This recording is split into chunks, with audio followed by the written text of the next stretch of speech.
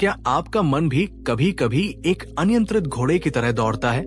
एक विचार आता है, फिर दूसरा, फिर तीसरा, और देखते ही देखते आप विचारों के एक ऐसे जाल में फंस जाते हैं जहां से निकलना मुश्किल लगता है। चिंताएं, आशंकाएं, पुराने पछतावे, भविष्य की अनिश्चितताएं, ये सब मिलकर आपके वर्तमान क्षण की शांति को छीन लेते हैं। ये अनुभव हमें से कितनों का है?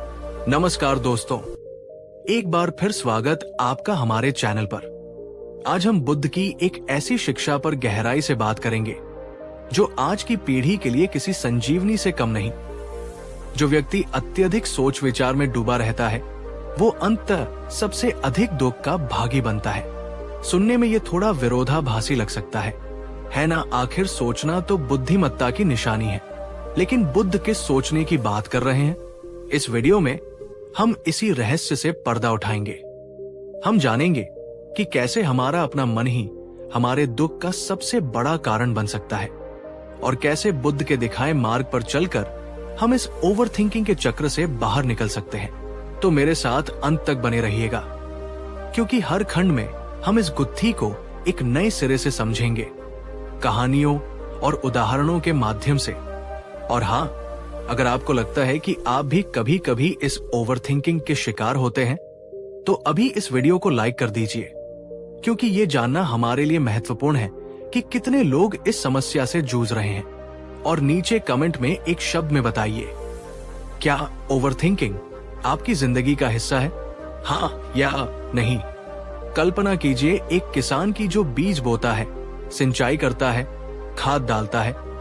ये सब सोच समझ कर किया गया कर्म है जो अच्छी फसल के लिए आवश्यक है। यह है सकारात्मक, रचनात्मक सोच। लेकिन अगर वही किसान दिन रात केवल यही सोचता रहे, क्या बारिश समय पर होगी? क्या कीड़े मेरी फसल खराब कर देंगे? अगर फसल अच्छी नहीं हुई तो मेरा क्या होगा? पिछले साल भी तो नुकसान हुआ था। तो ये रचनात्मक सोच नहीं, ये ओवरथिंकिंग है। ये व्यर्थ की चिंता है जो उसके मन की शांति को भंग कर देगी और शायद उसके स्वास्थ्य पर भी बुरा असर डालेगी। बुद्ध इसी दूसरे प्रकार के सोचने की बात कर रहे थे, जिसे हम आज की भाषा में ओवरथिंकिंग या चिंतन कहते हैं। ये एक ऐसा मानसिक जाल है जिसमें हम एक ही नकारात्मक विचार या स्थिति के बारे में बार बार लगातार सोचते रहते हैं बिना किसी समाधान पर पहुंचे। क्या आपके साथ ऐसा होता है? कोई छोटी सी बात हुई और आप उसे मन में घंटों या दिनों तक दोहराते रहते हैं। किसी ने कुछ कह दिया और आप उसके हजार मतलब निकालते रहते हैं। कोई निर्णय लेना हो तो आप इतने विकल्पों और परिणामों के बारे में सोचते हैं कि अंत में कोई निर्णय ही नहीं ले पाते। रात को सोने जाते हैं और दिमाग में विचारों की रेलगाड़ी चलने लगती है। नीचे कमेंट करके बताइए, इनमें से कौन सी स्थिति आपके साथ सबसे ज्यादा होती है? आपका अनुभव हमें ये समझने में मदद करेगा कि ये समस्या कितनी व्यापक है। ये ओवरथिंकिंग एक धीमे जहर की तरह है। ये हमारी ऊर्जा चूस लेती है, हमारी निर्णय लेने की क्षमता को कमजोर करती है, हमें चिड़चिड़ा बनाती है, और सबसे महत्वपूर्ण, ये हमें वर्तमान क्षण में जीने से रोकती है। हम या तो अतीत के पछतावों में खोए रहते हैं या भविष्य की अनिश्चितताओं में उलझे रहते हैं। आइए इस बात को एक कहानी के माध्यम से समझते हैं। बहुत समय पहले की बात है। मगध साम्राज्य का एक वैभवशाली नगर था। इसमें रहता था एक युवक, नाम था उसका आरव। आरव कोई साधारण युवक नहीं था।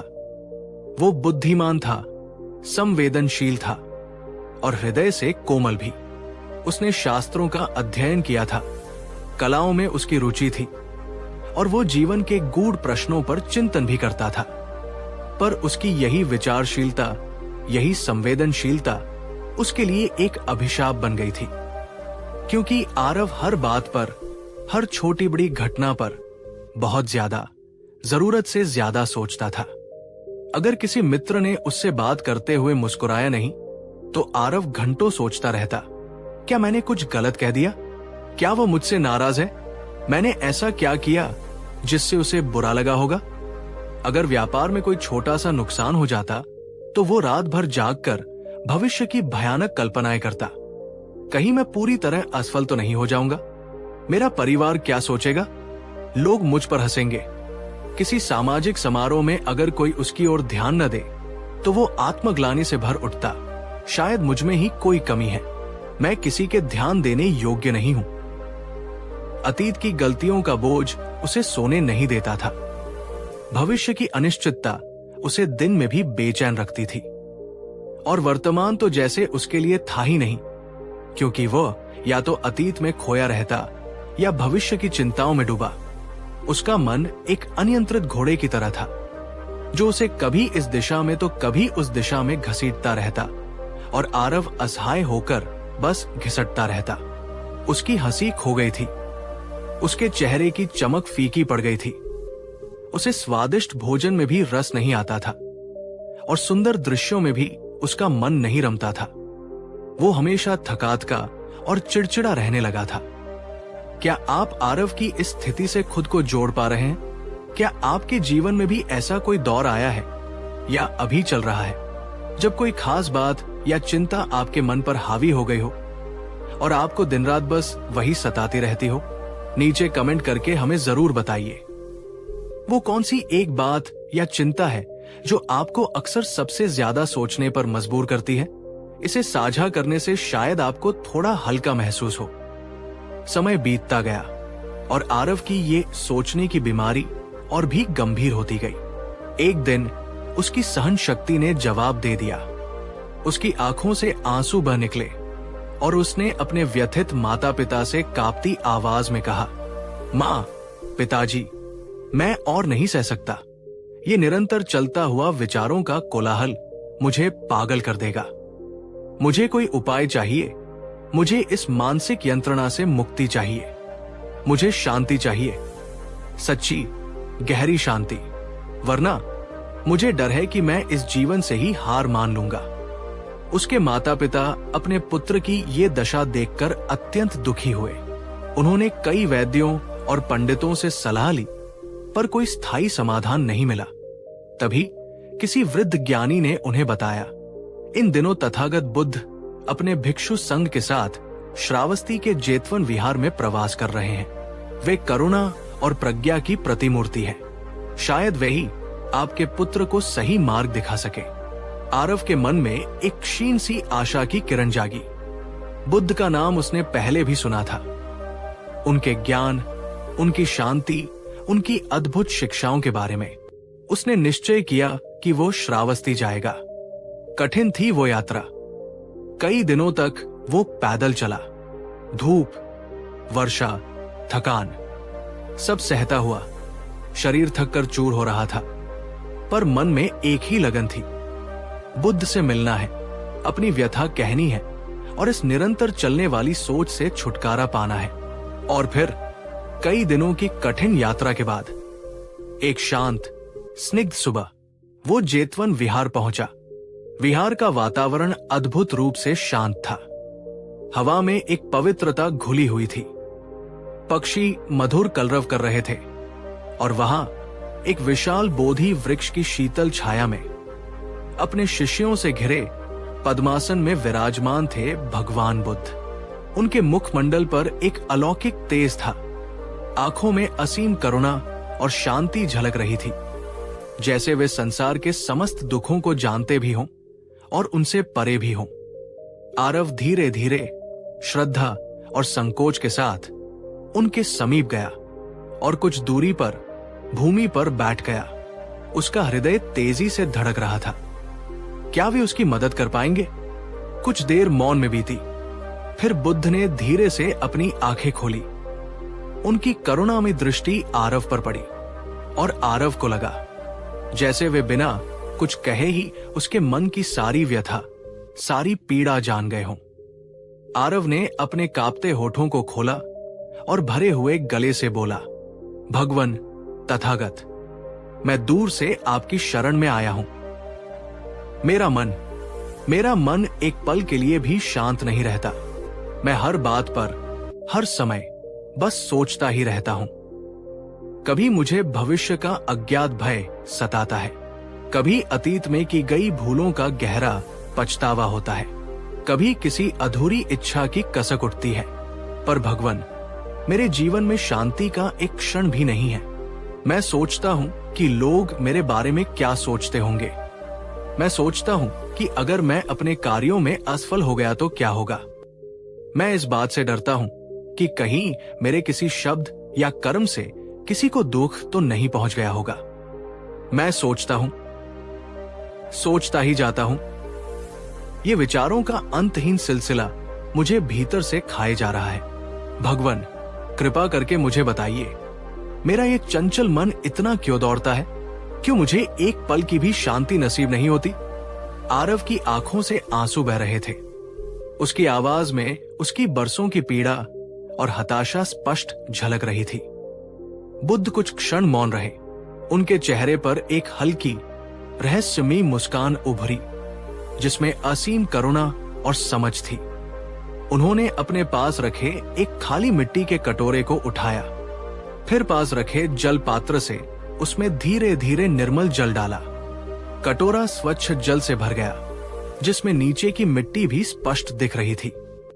फिर बुद्ध ने एक मुट्ठी सूखी मिट्टी उठाई और उसे उस कटोरे के निर्मल जल में डाल दिया। पानी तुरंत गंदला हो गया, मैला, अशांत और अपारदर्शी। बुद्ध ने वो कटोरा आरव की ओर बढ़ाया और अत्यंत शांत मधुर स्वर में बोले, देखो आरव, ये जल तुम्हारे मन की तरह है। पहले ये शांत और निर्मल था, फिर इन विचारों की, इन चिंताओं की मिट्टी, ये तुमने स्वयं ही तो इसमें डाली है। अब तुम स्वयं ही पूछ रहे हो, ये जल इतना गंदला क्यों है? ये मन इतना अशांत क्यों है?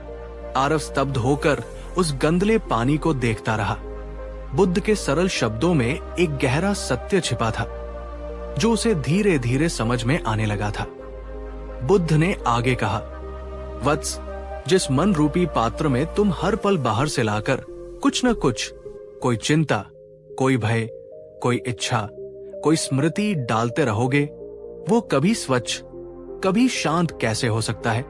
जब तक तुम स्वयं इसमें मिट्टी डालना बंद नहीं करोगे, ये गंदला ही रहेगा। बुद्ध ने आरव की उलझन को समझते हुए अपनी बात को और स्पष्ट किया। आरव, विचार स्वयं में बुरे या अच्छे नहीं होते, वे मन की स्वाभाविक प्रक्रिया है। जब तक ये विचार तुम्हारे नियंत्रण में, जब तक वे तुम्हारे लिए उपयोगी है। जैसे किसी समस्या का समाधान खोजना, कोई नई योजना बनाना, कुछ सीखना, तब तक वे तुम्हारे सहायक हैं, तुम्हारे मित्र हैं। परंतु जब यही विचार अनियंत्रित हो जाते हैं, जब वे तुम्हारी इच्छा के विरुद्ध तुम्हारे मन पर कब्जा कर लेते हैं, जब तुम उन्हें रोक नहीं पाते, तब वही विचार एक सघन जाल बन जाते हैं, एक ऐसा चक्रव्यूह जिससे निकलना कठिन हो जाता है। तुम उस जाल में एक असहाय शिकार की तरह फड़फड़ाते रहते हो। उन्होंने आगे समझाया, मन का स्वभाव है कि उसमें विचार निरंतर उत्पन्न होते रहते हैं।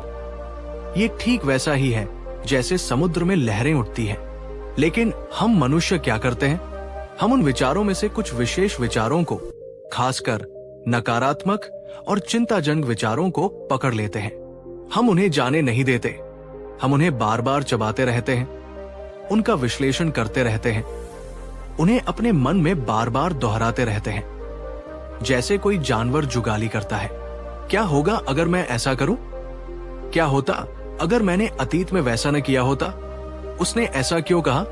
मुझे वैसा क्यों नहीं करना चाहिए था? इस प्रकार के प्रश्न तुम्हारे मन को एक अंतहीन चक्की में पीसते रहते हैं। आरव, एक सत्य को गहराई से समझो। जो क्षण बीत गया, जो घटना घट चुकी, वो तुम्हारे लाखों बार सोचने से भी बदलने वाली नहीं है। और जो भविष्य अभी आया ही नहीं, वो तुम्हारी व्यर्थ की चिंताओं से संवरने वाला नहीं है। तुम्हारी चिंताएं भविष्य को नियंत्रित नहीं कर सकती, वे केवल तुम्हारे वर्तमान की शांति को नष्ट करती है। इसलिए मन को पकड़कर, जकड़कर मत चलो।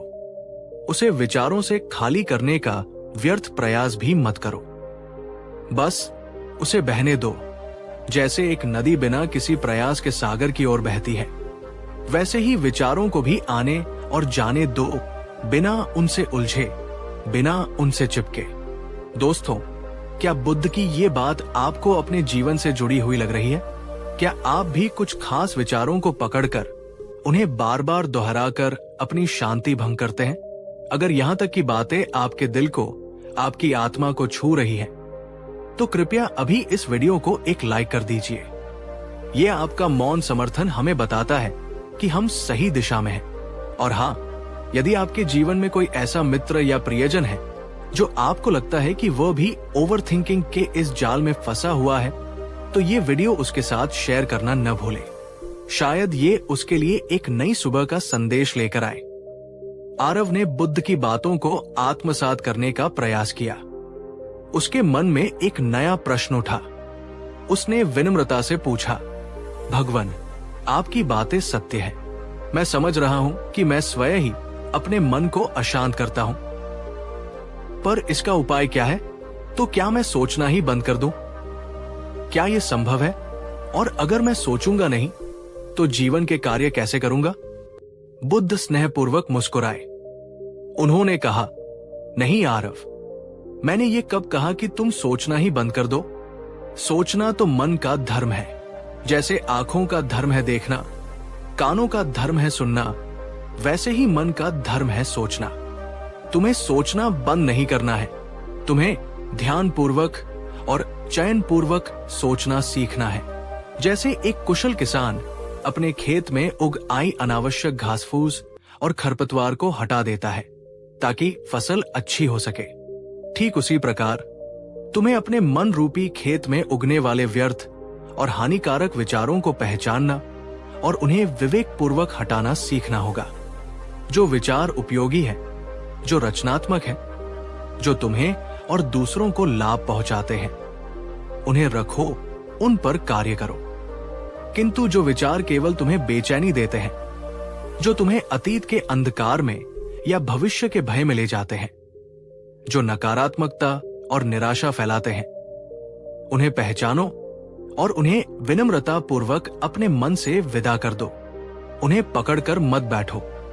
बुद्ध ने आगे कहा, और इसका सबसे उत्तम अभ्यास है ध्यान, मेडिटेशन।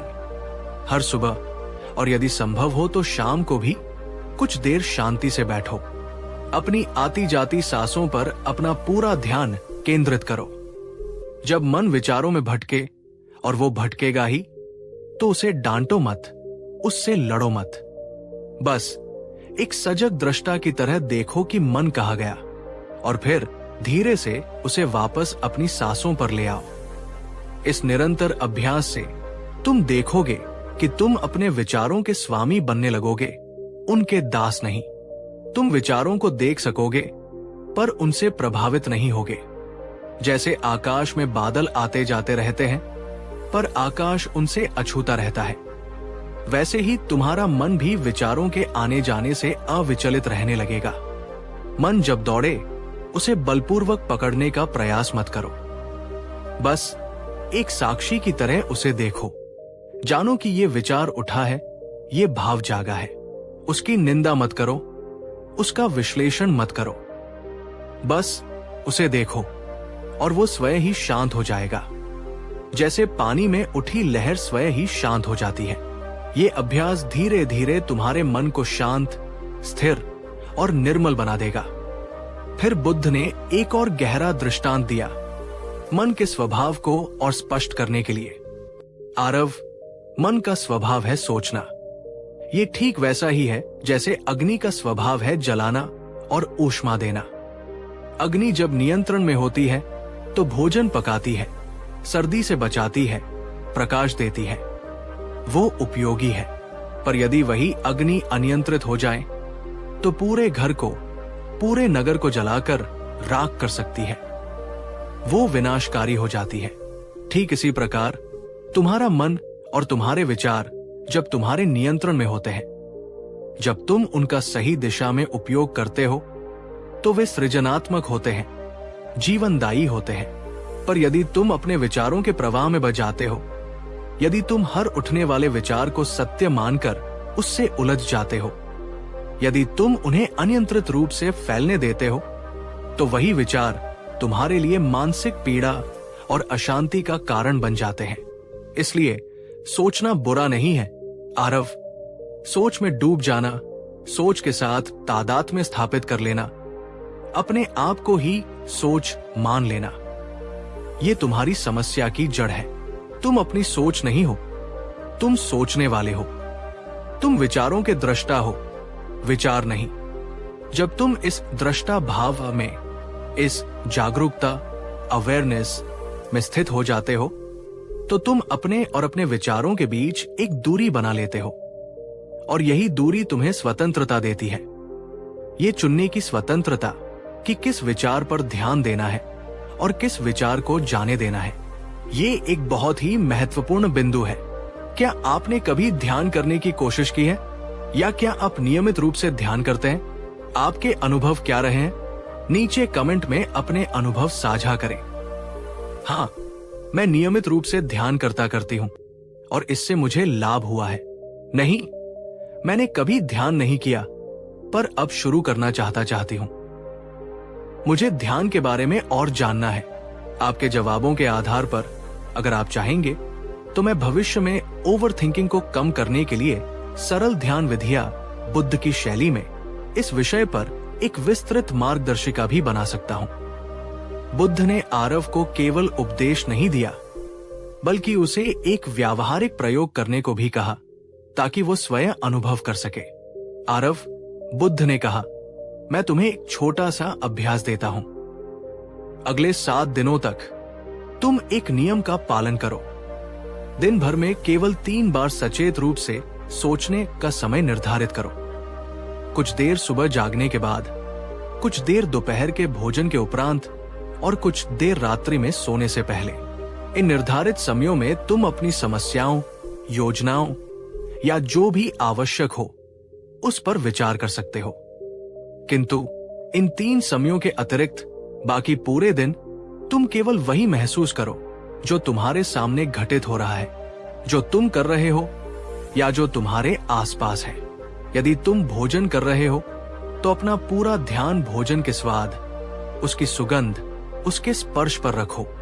यदि तुम चल रहे हो तो अपने कदमों की आहट, धरती के स्पर्श और आसपास के दृश्यों पर ध्यान दो। यदि कोई अनावश्यक विचार या चिंता मन में उठे तो उसे नम्रता से कहो, अभी नहीं, तुमसे मेरे निर्धारित समय पर बात करूंगी। और फिर अपना ध्यान वापस वर्तमान क्षण पर ले आओ।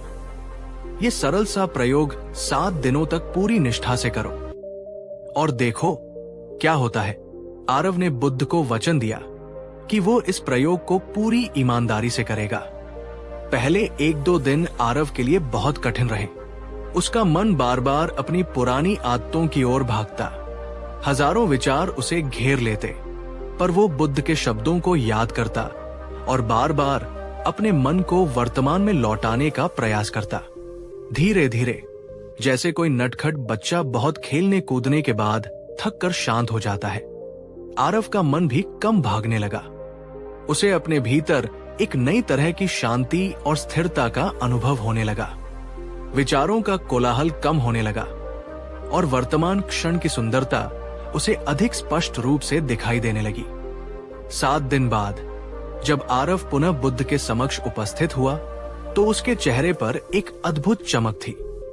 आंखों में एक नई गहराई और होठों पर एक सच्ची मुस्कान थी।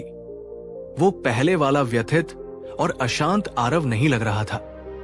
उसने बुद्ध के चरणों में प्रणाम किया और कृतज्ञता भरे स्वर में कहा, भगवान, आपके बताए प्रयोग ने चमत्कार कर दिया।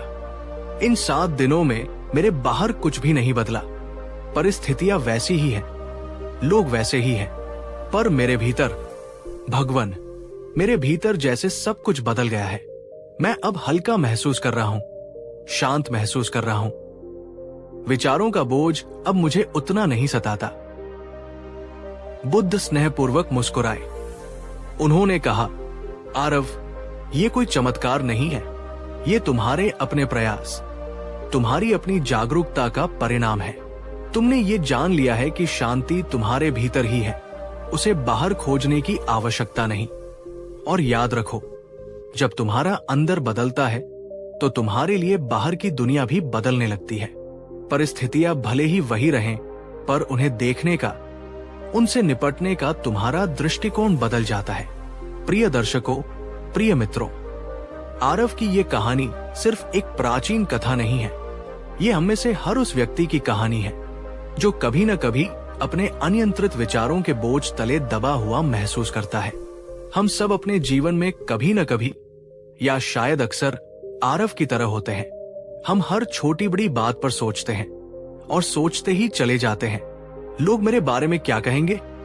अगर मैं इस परीक्षा में, इस इंटरव्यू में, इस रिश्ते में असफल हो गया तो?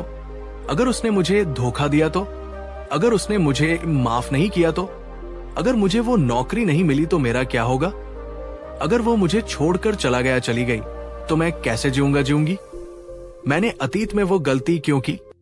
काश मैं समय को पीछे ले जा सकता। ये अनगिनत अगर और क्यों और काश हमारे वर्तमान की शांति को दीमक की तरह खा जाते हैं। ये हमें एक ऐसे मानसिक कारावास में बंद कर देते हैं जिसकी चाबी भी हमारे ही पास होती है, पर हम उसे देख नहीं पाते। पर बुद्ध हमें एक बहुत ही सरल पर गहन मार्ग दिखाते हैं। तुम्हारा मन तुम्हारा सबसे अच्छा मित्र भी हो सकता है और तुम्हारा सबसे बड़ा शत्रु भी।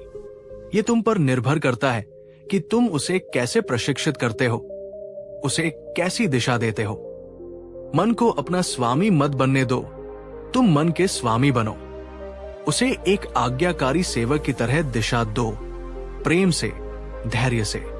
आपके लिए एक छोटा सा पर शक्तिशाली एक्शन टिप। आज से आप भी आरव की तरह एक छोटा सा प्रयोग करके देख सकते हैं।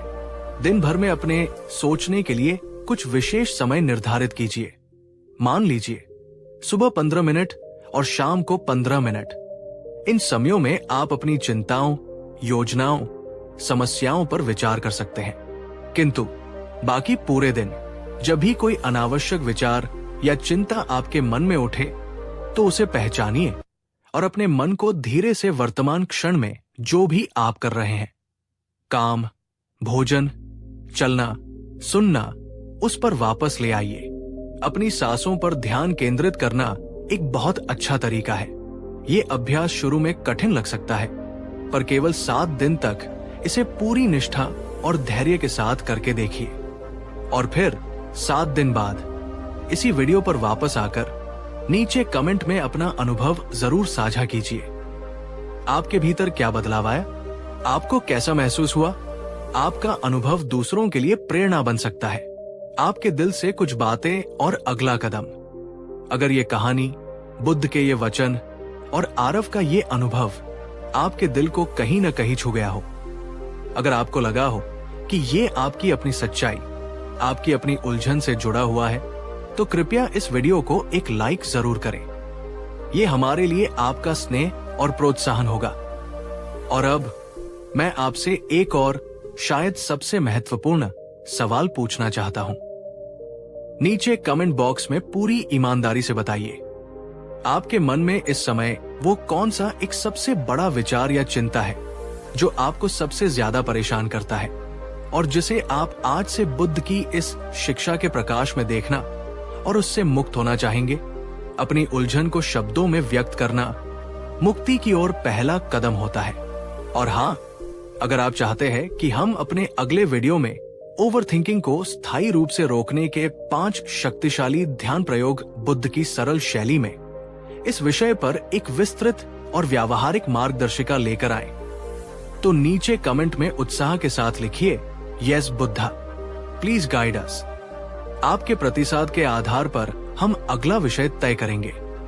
और जाते जाते बुद्ध का ये शाश्वत संदेश हमेशा याद रखिए, शांति कहीं बाहर नहीं है, वो तुम्हारे भीतर ही है, तुम्हारे अपने मन की गहराइयों में। बस उसे खोजने की, उसे अनुभव करने की आवश्यकता है। विचार आकाश में उड़ते पंछियों की तरह है, उन्हें उड़ने दो, उन्हें पकड़ने की कोशिश मत करो। बस साक्षी भाव से उन्हें देखो और तुम पाओगे कि तुम्हारा मन आकाश की तरह विशाल और शांत हो गया है। सोचना जीवन का हिस्सा है, पर सोच में खो जाना जीवन को जीना नहीं है। जागो और अपने मन के स्वामी बनो। समाप्त। इस वीडियो को उन सभी लोगों के साथ शेयर करना मत भूलिए जिन्हें आप जानते हैं कि वे भी विचारों के इस अंतहीन जाल में उलझे हुए हैं। आपका एक शेयर शायद किसी की जिंदगी में शांति का सवेरा ले आए। क्या आपने कभी सोचा है कि आपकी किस्मत कौन लिखता है? क्या वो ऊपर आसमान में बैठा कोई देवता है, या ग्रहों की चाल, या फिर आपके हाथों की लकीरें? सदियों से इंसान इन सवालों के जवाब ढूंढता रहा है, लेकिन एक महाज्ञानी, एक प्रबुद्ध आत्मा आज से 2500 साल पहले इसका स्पष्ट उत्तर दे गया था। एक ऐसा उत्तर जो अगर आपने समझ लिया और अपने जीवन में उतार लिया तो आपकी सोच नहीं, आपकी पूरी किस्मत बदल सकती है, हमेशा के लिए। नमस्कार दोस्तों, आपका एक बार फिर स्वागत है हमारे चैनल पर। आज हम किसी एक कहानी या किसी एक सूत्र की बात नहीं करेंगे। आज हम बुद्ध की उस एक केंद्रीय शिक्षा की गहराइयों में उतरेंगे जो उनके पूरे दर्शन का आधार है। एक ऐसी शिक्षा जो अगर आपके दिल और दिमाग में बस गई तो आपके जीवन का हर पहलू, आपके रिश्ते, आपका स्वास्थ्य, आपकी सफलता, आपकी शांति, सब कुछ रूपांतरित हो सकता है। लेकिन मैं आपसे एक वादा चाहता हूं, इस वीडियो को सिर्फ मनोरंजन के लिए मत देखिएगा।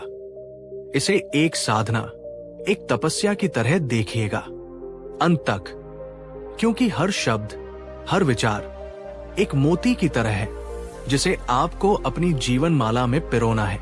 और हां, अगर आप वाकई अपनी जिंदगी को एक नई दिशा देने के लिए तैयार हैं, तो अभी इसी क्षण इस वीडियो को लाइक बटन दबाकर अपना संकल्प व्यक्त करें और नीचे कमेंट में मुझे ये बताइए, आपकी जिंदगी की वो कौन सी एक चीज है जिसे आप सबसे पहले बदलना चाहेंगे। अगर आपके पास वो जादुई शक्ति आ जाए, आपका स्वास्थ्य, आपके रिश्ते, आपकी आर्थिक स्थिति या कुछ और, पूरी ईमानदारी से लिखिएगा। बहुत समय पहले बुद्ध के काल में ही श्रावस्ती के पास एक गांव में एक व्यक्ति रहता था जिसका नाम था विवेक। नाम तो विवेक था, पर उसके जीवन में विवेक का सर्वथा अभाव था। वो हमेशा दुखी रहता, शिकायतें करता और अपनी हर असफलता के लिए दूसरों को या अपनी खराब किस्मत को दोष देता। मेरी तो किस्मत ही फूटी है, पड़ोसी की फसल देखो लहलहा रही है और मेरी हर बार सूख जाती है। जरूर किसी ने टोना टोटका कर दिया है। मेरे बच्चे मेरी सुनते नहीं, पत्नी मुझसे झगड़ती है, सब मेरे भाग्य का ही दोष है। मैंने इतनी मेहनत की पर सेठ ने मुझे धोखा दे दिया। दुनिया में अच्छे लोगों के साथ हमेशा बुरा ही होता है। विवेक का हर दिन इसी तरह के नकारात्मक विचारों और विलापों में बीतता था। वो मंदिर जाता, पूजा पाठ करता, मन्नतें मांगता, लेकिन उसके जीवन में कोई सुधार नहीं आता था। वो और भी अधिक कड़वा और निराश होता जाता था। उसे लगता था कि वो परिस्थितियों का शिकार है और उसकी किस्मत पर उसका कोई नियंत्रण नहीं है। क्या आपको विवेक की कहानी कुछ जानी पहचानी लग रही है? क्या आपके आसपास भी ऐसे लोग हैं जो हमेशा अपनी किस्मत को कोसते रहते हैं? या क्या कभी कभी हम खुद भी विवेक की तरह महसूस नहीं करते, जब लगता है कि सारी कायनात हमारे खिलाफ हो गई है? नीचे कमेंट में हाँ या नहीं में जवाब दीजिए।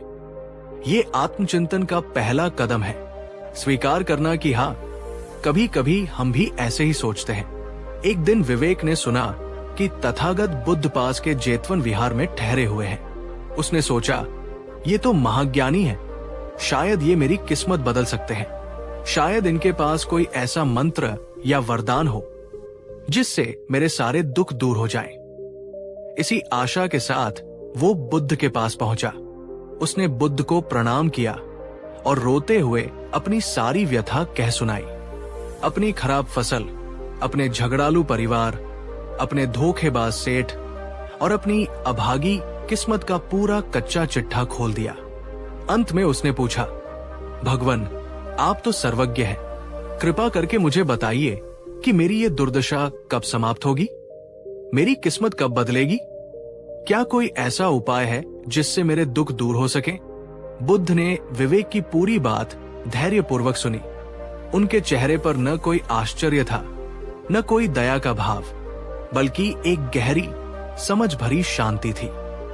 जब विवेक चुप हुआ तो बुद्ध ने उससे एक अप्रत्याशित प्रश्न पूछा। विवेक, ये बताओ, आज सुबह जब तुम जागे तो तुम्हारा पहला विचार क्या था? विवेक चौंक गया। उसे इस प्रश्न की उम्मीद नहीं थी। उसने कुछ देर सोचा और फिर बोला, भगवन, वही रोज का विचार कि आज फिर एक और मनहूस दिन शुरू हो गया। पता नहीं आज क्या बुरा होने वाला है। बुद्ध मुस्कुराए, एक ऐसी मुस्कान जिसमें गहरी समझ और करुणा दोनों थी। फिर उन्होंने जो कहा, उसने विवेक के पैरों तले जमीन खिसका दी। विवेक, तुम्हारी किस्मत कोई और नहीं लिख रहा। तुम्हारी किस्मत तुम्हारे अपने ही विचारों से बन रही है। जब तक तुम्हारे विचार नहीं बदलेंगे, तुम्हारी किस्मत नहीं बदल सकती। सोचिए, हम कहां कहां अपनी किस्मत बदलने के लिए भटकते हैं, और बुद्ध कह रहे हैं कि चाबी तो हमारे अपने ही पास है, हमारे विचारों में। क्या आपने कभी इतनी गंभीरता से अपने विचारों की शक्ति के बारे में सोचा है, या उन्हें बस मन का एक वहम मानकर नजरअंदाज कर दिया है? नीचे कमेंट में बताइए, आप अपने विचारों को कितनी अहमियत देते हैं? विवेक अवाक रह गया। मेरे विचार? लेकिन मेरे विचार तो परिस्थितियों के कारण ऐसे हैं। फसल खराब होती है तो मन में निराशा ही तो आएगी। कोई धोखा देता है तो क्रोध ही तो आएगा। उसने प्रतिवाद किया। बुद्ध ने शांति से समझाया, विवेक, ये सच है कि बाहरी परिस्थितियां हमें प्रभावित करती हैं, लेकिन उन परिस्थितियों पर हम कैसी प्रतिक्रिया करते हैं, ये पूरी तरह हमारे हाथ में है, और हमारी प्रतिक्रिया हमारे विचारों से जन्म लेती है।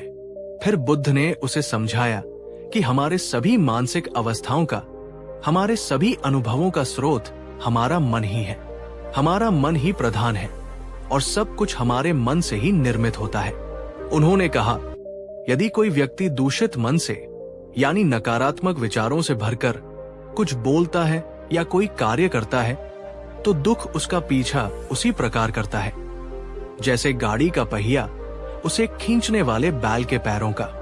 और इसके विपरीत, यदि कोई व्यक्ति प्रसन्न मन से, यानी सकारात्मक और शुद्ध विचारों से भरकर कुछ बोलता है या कार्य करता है, तो सुख उसका पीछा उसी प्रकार करता है, जैसे कभी साथ न छोड़ने वाली छाया। दोस्तों, ये केवल कही सुनी बात नहीं है, ये जीवन का विज्ञान है।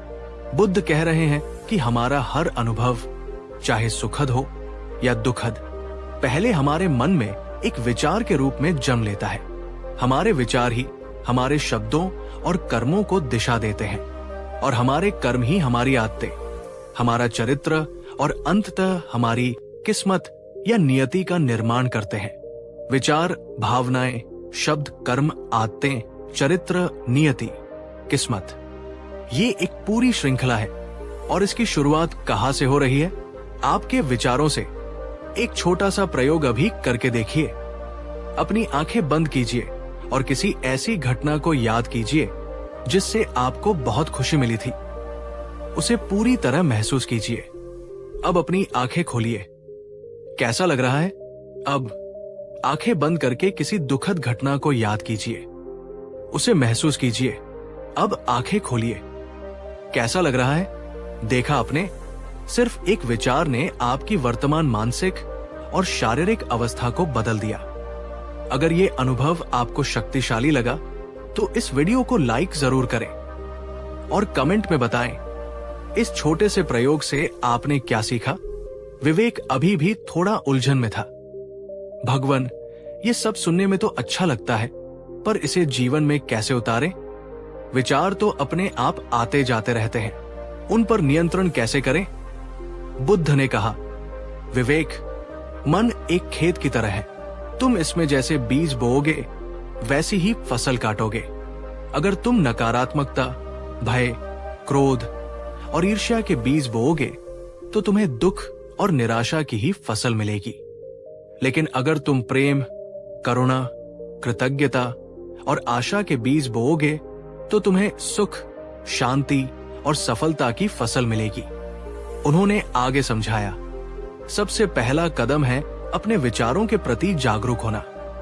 जैसे एक चौकीदार अपने नगर के द्वार पर आने जाने वालों पर नजर रखता है, वैसे ही तुम्हें अपने मन में उठने वाले हर विचार पर नजर रखनी होगी।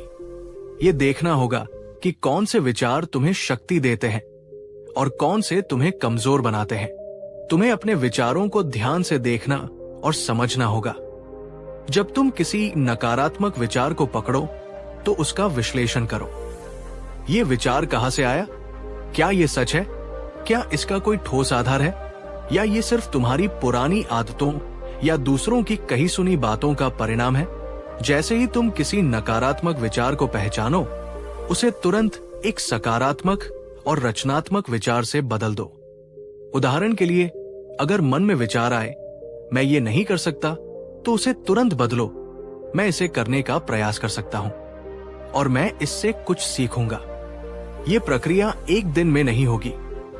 मन की पुरानी आदतों को बदलने में समय लगता है। जैसे एक संगीतकार रोज अभ्यास करके अपने वाद्य में निपुण होता है, वैसे ही तुम्हें रोजाना सकारात्मक विचारों का अभ्यास करना होगा। ध्यान, मेडिटेशन इसमें तुम्हारी बहुत सहायता कर सकता है, जिससे तुम अपने मन को अधिक सचेत और केंद्रित बना सको। दोस्तों, ये कोई रॉकेट साइंस नहीं है, पर यह आसान भी नहीं है। इसके लिए धैर्य, दृढ़ता और निरंतर प्रयास की आवश्यकता होती है। हमारा मन एक ऑटो पायलट मोड में चलने का आदी हो चुका है। बचपन से लेकर आज तक हमने जो कुछ भी देखा, सुना और अनुभव किया है, उससे हमारे अवचेतन मन में कुछ खास पैटर्न्स बन गए हैं। जब भी कोई परिस्थिति आती है, हमारा मन उन्हीं पुराने पैटर्न्स के अनुसार प्रतिक्रिया करता है। बुद्ध हमें उसी ऑटो पायलट मोड को तोड़ने और अपने जीवन का मैनुअल कंट्रोल अपने हाथों में लेने के लिए कह रहे हैं। क्या आप अपने जीवन का कंट्रोल अपने हाथों में लेने के लिए तैयार हैं? नीचे कमेंट में लिखिए, मैं तैयार हूं। ये सिर्फ एक वाक्य नहीं, ये आपके अवचेतन मन के लिए एक शक्तिशाली संदेश होगा। और हाँ, अगर आपको लगता है कि ये जानकारी किसी ऐसे व्यक्ति के काम आ सकती है जो नकारात्मकता में फंसा हुआ है, तो इस वीडियो को उसके साथ शेयर जरूर कीजिएगा। आपका एक शेयर किसी की जिंदगी बदल सकता है। बुद्ध के वचन सुनकर विवेक के मन में एक नई आशा का संचार हुआ। उसने बुद्ध को वचन दिया कि वो उनकी शिक्षाओं का पालन करने का पूरा प्रयास करेगा। वो वापस अपने गांव लौटा। शुरुआत में ये बहुत कठिन था। जैसे ही कोई समस्या आती, उसके मन में वही पुराने नकारात्मक विचार उमड़ पड़ते, लेकिन उसे बुद्ध के शब्द याद आते और वो सचेत होकर अपने विचारों को बदलने का प्रयास करता। जब उसकी फसल को थोड़ा नुकसान होता, तो वो पहले की तरह किस्मत को कोसने के बजाय सोचता, ठीक है, इस बार थोड़ी कमी रह गई, अगली बार मैं और बेहतर तैयारी करूंगा। इससे मुझे क्या सीखने को मिला? जब पत्नी से किसी बात पर मतभेद होता, तो क्रोधित होने के बजाय वो शांत रहकर समझने की कोशिश करता कि उसकी बात क्या है और शांति से अपनी बात रखता। वो सोचता, ये मेरे धैर्य की परीक्षा है। जब कोई व्यापारी उसे कम मूल्य देता, तो दुखी होने के बजाय वो सोचता, शायद मुझे अपने उत्पाद की गुणवत्ता और बेहतर करनी चाहिए, या मोलभाव करने की अपनी कला को सुधारना चाहिए। वो रोज सुबह थोड़ा समय निकालकर ध्यान करने लगा। वो अपने विचारों पर नजर रखने लगा, उन्हें समझने और बदलने का अभ्यास करने लगा। उसने सकारात्मक बातें पढ़ना और सुनना शुरू किया। धीरे धीरे, बहुत धीरे धीरे उसके भीतर एक बदलाव आने लगा। और जानते हैं क्या हुआ? जैसे जैसे विवेक के विचार बदलने लगे, उसकी भावनाएं बदलने लगी। उसकी भावनाएं बदली तो उसके शब्द और कर्म बदलने लगे, और जब उसके कर्म बदले तो उसके आसपास की परिस्थितियां भी बदलने लगी। उसने नई तकनीकों का इस्तेमाल करके खेती की, तो उसकी फसल पहले से बेहतर होने लगी। उसने अपने परिवार के साथ प्रेम और धैर्य से व्यवहार किया, तो घर का माहौल शांत और सुखद रहने लगा। उसने अपने काम में ईमानदारी और लगन दिखाई, तो लोग उस पर विश्वास करने लगे और उसका व्यापार बढ़ने लगा। गांव के लोग हैरान थे। वही विवेक जो हमेशा रोता झिंकता रहता था, अब एक शांत, प्रसन्न और सफल व्यक्ति बन चुका था। लोग उससे सलाह लेने आने लगे। उसकी किस्मत जैसे रातों रात बदल गई थी। लेकिन विवेक जानता था कि ये कोई जादू नहीं था, ये उसके अपने बदले हुए विचारों का परिणाम था। उसने अपनी किस्मत खुद लिखी थी, अपने सकारात्मक और रचनात्मक विचारों से। दोस्तों, विवेक की कहानी हमें ये सिखाती है कि हम में से हर कोई अपनी किस्मत का निर्माता है। परिस्थितियां हमारे नियंत्रण में नहीं हो सकती, लेकिन उन परिस्थितियों के प्रति हमारी सोच और हमारी प्रतिक्रिया पूरी तरह हमारे नियंत्रण में है। क्या आप विवेक की तरह अपनी कहानी बदलने के लिए तैयार हैं? अगर हाँ, तो नीचे कमेंट में लिखिए, मेरी सोच मेरी किस्मत। आप में से कुछ लोग सोच सकते हैं कि ये सब तो दार्शनिक बातें हैं, क्या इसका कोई वैज्ञानिक आधार भी है? तो जवाब है हाँ। आज का आधुनिक विज्ञान, विशेष रूप से न्यूरोसाइंस और क्वांटम फिजिक्स, बुद्ध की इन 2500 साल पुरानी शिक्षाओं की पुष्टि कर रहा है। विज्ञान कहता है कि हमारा मस्तिष्क स्थिर नहीं है, ये लगातार बदल सकता है। जब हम नए तरीके से सोचते हैं या कुछ नया सीखते हैं, तो हमारे मस्तिष्क में नए न्यूरल पाथवे, तंत्रिका मार्ग बनते हैं। इसका मतलब है कि हम सचमुच अपने सोचने के ढंग को बदल सकते हैं। ध्यान, मेडिटेशन और सचेत जागरूकता का अभ्यास। अनगिनत वैज्ञानिक अध्ययनों से यह साबित हो चुका है कि नियमित ध्यान और अपने विचारों तथा भावनाओं के प्रति सचेत रहने का अभ्यास तनाव कम करता है, एकाग्रता बढ़ाता है, भावनात्मक स्थिरता लाता है और हमारे मस्तिष्क की संरचना को भी सकारात्मक रूप से बदल सकता है। ये अभ्यास हमें वर्तमान क्षण में जीने और अपने आंतरिक अनुभवों को बिना किसी पूर्वाग्रह के देखने में मदद करता है। तो बुद्ध जो कह रहे थे, वो केवल कोरी कल्पना नहीं थी, वो मानव मन और वास्तविकता के गहरे नियमों पर आधारित था। आज की भागदौड़ भरी, तनावपूर्ण जिंदगी में ये शिक्षा और भी अधिक प्रासंगिक हो जाती है। हम हर रोज सूचनाओं की बमबारी, नकारात्मक खबरों और सोशल मीडिया के दबाव से जूझते हैं। ऐसे में अपने मन को सचेत रूप से सकारात्मक और केंद्रित रखना एक चुनौती भी है और एक आवश्यकता भी। आज का सवाल, आप अपने दिन का कितना समय सचेत रूप से अपने विचारों को सकारात्मक दिशा देने में लगाते हैं? 10 मिनट, 30 मिनट, 1 घंटा या बिल्कुल नहीं? ईमानदारी से कमेंट में बताइए। ये जानना जरूरी है कि हम कहां खड़े हैं। तो चलिए अब बात करते हैं कुछ ऐसे व्यावहारिक कदमों की जिन्हें आप आज से ही अपने जीवन में अपना सकते हैं और बुद्ध की इस शक्तिशाली शिक्षा का लाभ उठा सकते हैं। दिन में कुछ समय निकालकर अपने प्रमुख विचारों को लिखें। देखें कि उनमें से कितने सकारात्मक हैं और कितने नकारात्मक। ये आपको अपने थॉट पैटर्न्स को समझने में मदद करेगा। जब भी कोई नकारात्मक विचार आए तो उससे सवाल पूछें, क्या ये सचमुच सच है? इसका क्या सबूत है? क्या कोई और दृष्टिकोण हो सकता है? हर रोज कुछ सकारात्मक वाक्यों को दोहराएं, जैसे मैं शांत और आत्मविश्वासी हूं, मैं हर चुनौती का सामना करने में सक्षम हूं, मेरा जीवन खुशियों से भरा है। इन्हें वर्तमान काल में और पूरे विश्वास के साथ बोले। रोज रात को सोने से पहले या सुबह उठने के बाद कम से कम 3 ऐसी चीजों के बारे में सोचें या लिखें जिनके लिए आप आभारी हैं। ये छोटी सी आदत आपके दृष्टिकोण में बड़ा बदलाव ला सकती है। रोजाना कम से कम 10 से 15 मिनट ध्यान का अभ्यास करें। आप साधारण श्वास पर ध्यान केंद्रित करने से शुरुआत कर सकते हैं। यह आपके मन को शांत करेगा और विचारों के प्रति जागरूकता बढ़ाएगा, जिससे आप अपने आंतरिक अनुभवों को स्पष्टता से देख पाएंगे। अच्छी किताबें पढ़ें, प्रेरणादायक वीडियो देखें, सकारात्मक लोगों के साथ समय बिताएं। जैसा अन्न वैसा मन, जैसा संग वैसा रंग। दूसरों की निस्वार्थ भाव से मदद करें। करुणा का भाव अपने आप में एक बहुत शक्तिशाली सकारात्मक ऊर्जा है। याद रखिए, ये एक मैराथन है, स्प्रिंट नहीं। रातों रात चमत्कार नहीं होंगे, लेकिन अगर आप धैर्य और निरंतरता के साथ इन अभ्यासों को अपने जीवन का हिस्सा बना लेंगे, तो आप निश्चित रूप से अपनी सोच और अपनी किस्मत दोनों में चमत्कारी बदलाव देखेंगे।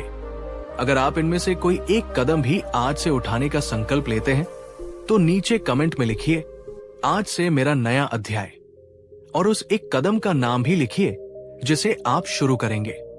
दोस्तों, बुद्ध ने हमें कोई भाग्य बदलने वाला ताबीज या मंत्र नहीं दिया।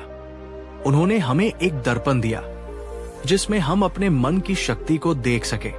उन्होंने हमें एक औजार दिया जिससे हम अपनी किस्मत खुद गढ़ सके। वो औजार है हमारे अपने विचार। आपकी किस्मत आपके हाथों में है, या यूं कहें आपके विचारों में है। आप परिस्थितियों के दास नहीं, अपने मन के स्वामी हैं। आप जो कुछ भी अपने जीवन में आकर्षित करते हैं, जो कुछ भी अनुभव करते हैं, वो कहीं न कहीं आपके विचारों, विश्वासों और भावनाओं का ही प्रतिबिंब है। जो तुम बोओगे वही तुम काटोगे। ये प्रकृति का नियम है और ये मन के स्तर पर भी उतना ही सत्य है। तो आज से ही अपने मन के खेत में सकारात्मक, प्रेमपूर्ण, शक्तिशाली और रचनात्मक विचारों के बीज बोना शुरू कीजिए। उन्हें कृतज्ञता, जागरूकता और अभ्यास के जल से सींचिए, और फिर देखिए कैसे आपके जीवन का बगीचा सुख, शांति, सफलता और आनंद के फूलों से महक उठता है। अंतिम पुकार, आपकी आवाज, हमारा मिशन। ये यात्रा आत्मरूपांतरण की है और इस यात्रा में आप अकेले नहीं हैं, हम आपके साथ हैं। अब मैं आपसे एक अंतिम और शायद सबसे महत्वपूर्ण प्रश्न पूछना चाहता हूं। बुद्ध की इस शिक्षा को सुनने और समझने के बाद आज आप अपने जीवन को किस नए दृष्टिकोण से देखेंगे? आपके विचारों में पहला कौन सा सकारात्मक बदलाव आएगा? अपना अनुभव, अपना संकल्प नीचे कमेंट में हमारे साथ साझा कीजिए। आपके शब्द दूसरों के लिए प्रेरणा बन सकते हैं।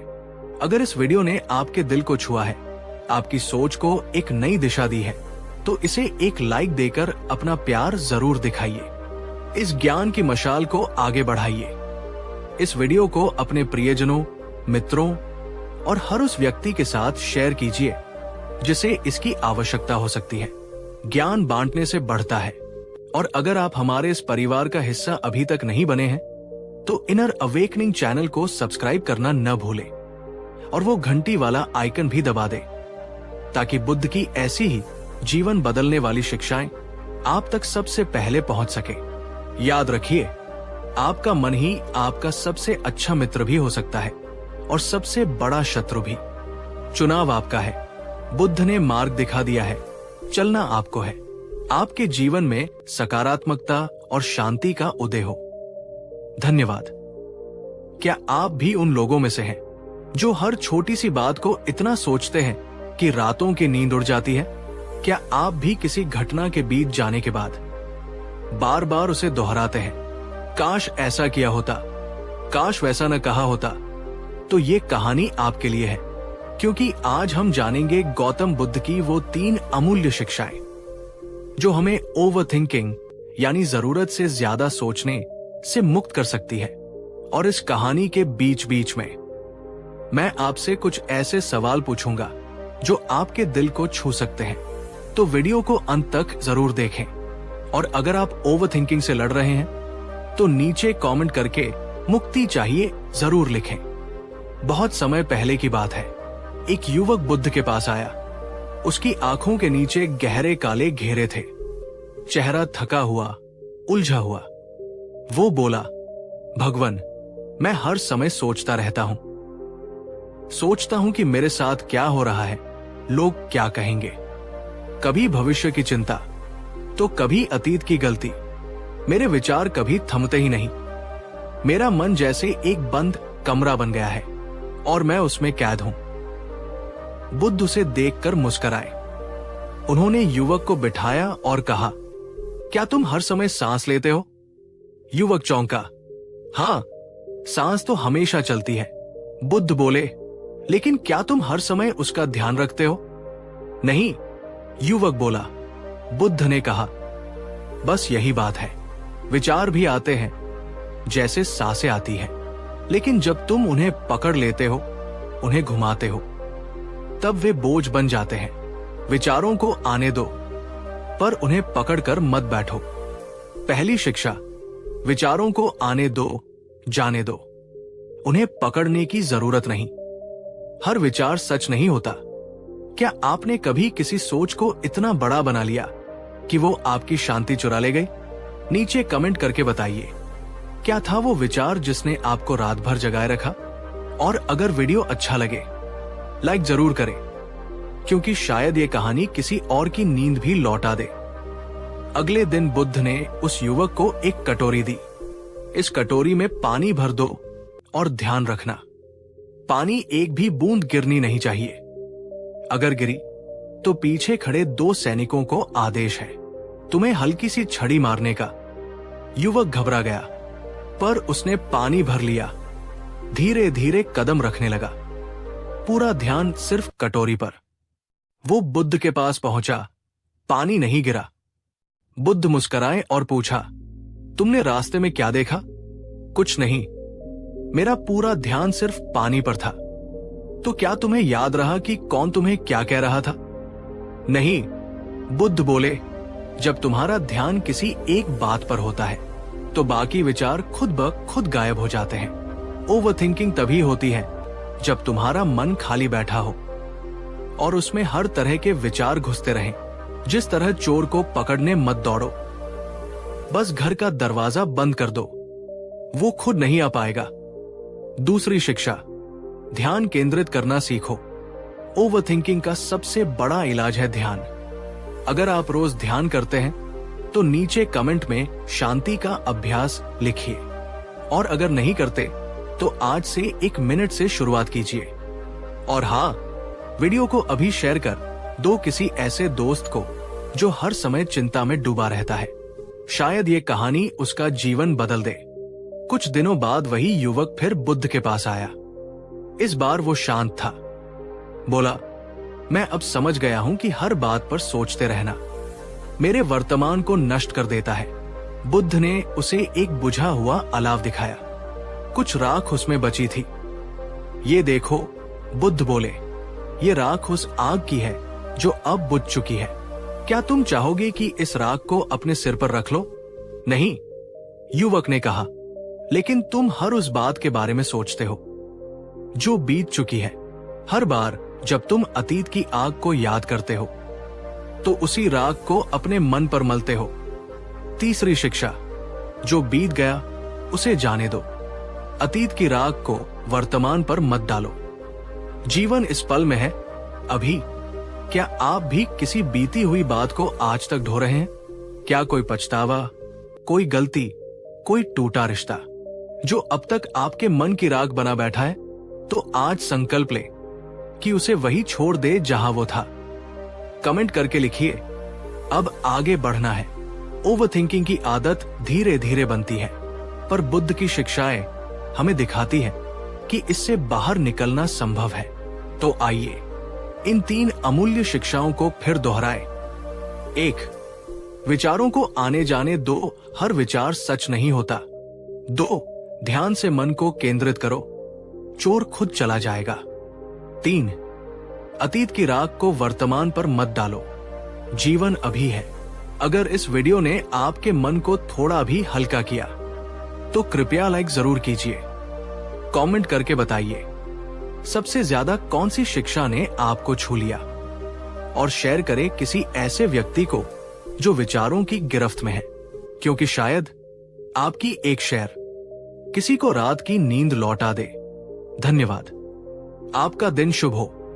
नमस्कार दोस्तों, आज हम बुद्ध की एक ऐसी गहरी सीख पर बात करेंगे जो आज के इस शोर शराबे और प्रतिक्रियाओं से भरे युग में हमारे लिए संजीवनी बूटी साबित हो सकती है।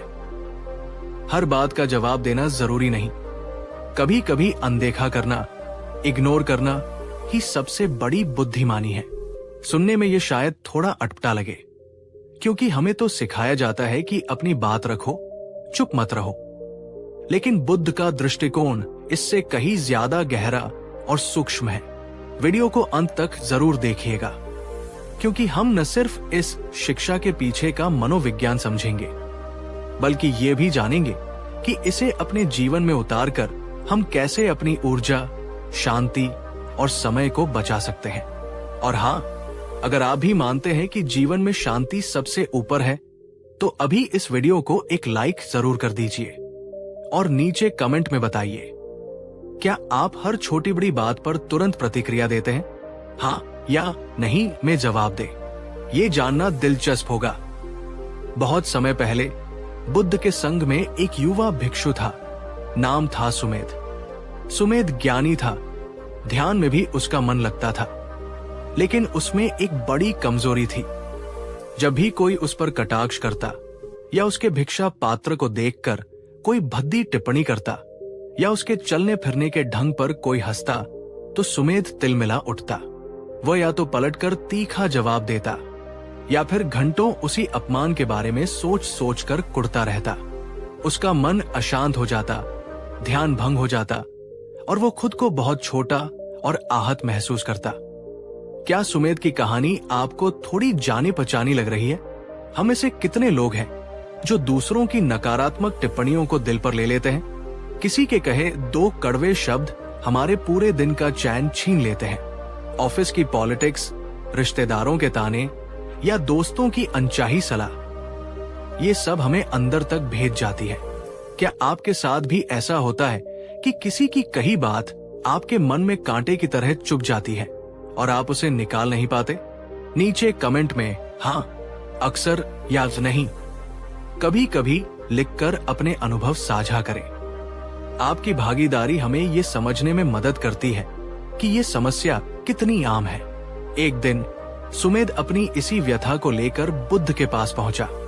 उसने कहा, भगवान, मैं लोगों की बातों से बहुत आहत होता हूं। मैं कोशिश करता हूं कि ध्यान न दूं, पर उनके शब्द मेरे मन में घूमते रहते हैं। मैं क्या करूं? बुद्ध मुस्कुराए। उनकी मुस्कान में असीम करुणा थी। उन्होंने सुमेध से और सभी भिक्षुओं से कहा, भिक्षुओं, कल्पना करो कि कोई व्यक्ति तुम्हारे लिए एक उपहार लेकर आता है। यदि तुम उस उपहार को स्वीकार नहीं करते, तो वो उपहार किसके पास रह जाता है?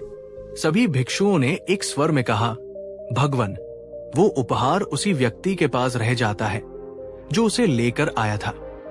बुद्ध ने कहा, ठीक इसी प्रकार जब कोई तुम्हें क्रोध, अपमान या नकारात्मक शब्द देता है और तुम उन्हें स्वीकार नहीं करते, यानी उन पर प्रतिक्रिया नहीं देते, उन्हें अपने मन में जगह नहीं देते, तो वे शब्द, वो नकारात्मकता उसी व्यक्ति के पास लौट जाती है जिसने उन्हें भेजा था।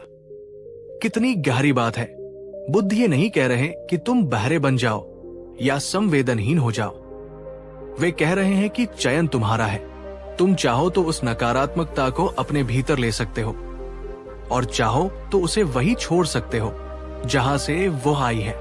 जब हम हर बात का जवाब देने लगते हैं, हर आरोप पर सफाई देने लगते हैं, तो हम अनजाने में उस नकारात्मकता को स्वीकार कर लेते हैं। हम सामने वाले को ये अधिकार दे देते हैं कि वो हमारी शांति भंग कर सके। क्या आपने कभी इस नजरिए से सोचा है कि आपकी प्रतिक्रिया ही उस उपहार की स्वीकृति है? एक सवाल आपके लिए, पिछली बार कब आपने किसी की नकारात्मक बात को नजरअंदाज करके अपने मन की शांति को चुना था? अगर याद आए तो कमेंट में उस अनुभव को संक्षेप में बताएं। दूसरों को भी प्रेरणा मिलेगी। बुद्ध की ये शिक्षा आज के संदर्भ में और भी ज्यादा प्रासंगिक है। हम सूचनाओं और विचारों के एक ऐसे महासागर में जी रहे हैं जहां हर तरफ से कुछ न कुछ हम पर फेंका जा रहा है। Social media, news channel, WhatsApp group, हर जगह राय, आलोचना और बहसें। अगर हम हर बात पर प्रतिक्रिया देने लगे तो हमारी मानसिक ऊर्जा खत्म हो जाएगी। हर बहस, हर सफाई, हर तर्क वितर्क हमारी कीमती मानसिक ऊर्जा को सोख लेता है। ये ऊर्जा हम किसी रचनात्मक काम में लगा सकते थे। हमारा समय बर्बाद होगा। उन बातों पर समय क्यों खर्च करना जो हमारे जीवन में कोई सकारात्मक बदलाव नहीं लाने वाली? हमारा फोकस बिगड़ेगा। जब हम छोटी छोटी बातों में उलझे रहेंगे तो अपने बड़े लक्ष्यों से भटक जाएंगे। रिश्ते खराब होंगे। कई बार चुप रह जाना या बात को तूल न देना रिश्तों को बचाने का सबसे अच्छा तरीका होता है। हर बात का जवाब देने से कड़वाहट बढ़ती है। हम अपनी आंतरिक शांति खो देंगे। सबसे महत्वपूर्ण, हम अपने मन का सुकून खो देंगे। दूसरों की नकारात्मकता हमारे भीतर घर कर जाएगी। बुद्ध कहते हैं, मौन रहना या अनदेखा करना कमजोरी नहीं, बल्कि बुद्धिमानी और आत्मनियंत्रण का प्रतीक है। ये दर्शाता है कि आप अपनी भावनाओं के गुलाम नहीं, बल्कि उनके स्वामी हैं। दोस्तों, क्या आप भी अपनी ऊर्जा और समय को ऐसी ही व्यर्थ की बहसों और प्रतिक्रियाओं में गंवाते हैं? अगर हाँ, तो ये समय है रुककर सोचने का। अगर आपको यहां तक की बातें उपयोगी लग रही हैं, तो इस वीडियो को अपने उन दोस्तों के साथ जरूर शेयर करें जो अक्सर छोटी छोटी बातों पर परेशान हो जाते हैं। शायद ये उनके काम आए। अब यहाँ एक महत्वपूर्ण सवाल उठता है, क्या हमें हर बात को अनदेखा कर देना चाहिए? क्या अन्याय या गलत चीजों के खिलाफ भी चुप रहना चाहिए? नहीं, बिल्कुल नहीं। बुद्ध की शिक्षा का अर्थ ये नहीं है कि हम निष्क्रिय या उदासीन हो जाएं। ये विवेक का प्रश्न है। हमें ये समझना होगा कि किन बातों पर प्रतिक्रिया देना आवश्यक है और किन बातों को अनदेखा करना बुद्धिमानी है। कब अनदेखा करना बेहतर है? जब कोई सिर्फ आपको उकसाने की कोशिश कर रहा हो, जब बहस का कोई सकारात्मक नतीजा न निकलने वाला हो, जब मामला बहुत छोटा और महत्वहीन हो, जब कोई आपकी व्यक्तिगत पसंद नापसंद पर टिप्पणी कर रहा हो, जब कोई अफवाह या गॉसिप फैला रहा हो।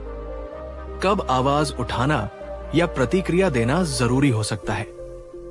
जब किसी के साथ अन्याय हो रहा हो और आपका हस्तक्षेप मदद कर सकता है, जब कोई आपके अधिकारों का हनन कर रहा हो, जब कोई गलत सूचना फैलाई जा रही हो जिसका बड़ा नकारात्मक प्रभाव पड़ सकता है, जब रचनात्मक प्रतिक्रिया या संवाद से स्थिति सुधर सकती हो। बुद्धिमानी इसी में है कि हम स्थिति का आकलन करें और फिर तय करें कि हमारी ऊर्जा कहां लगनी चाहिए। हर लड़ाई लड़ने लायक नहीं होती।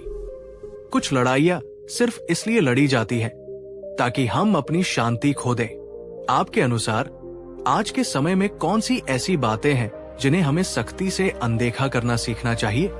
अपनी राय नीचे कमेंट में लिखें। ये एक अच्छी चर्चा हो सकती है।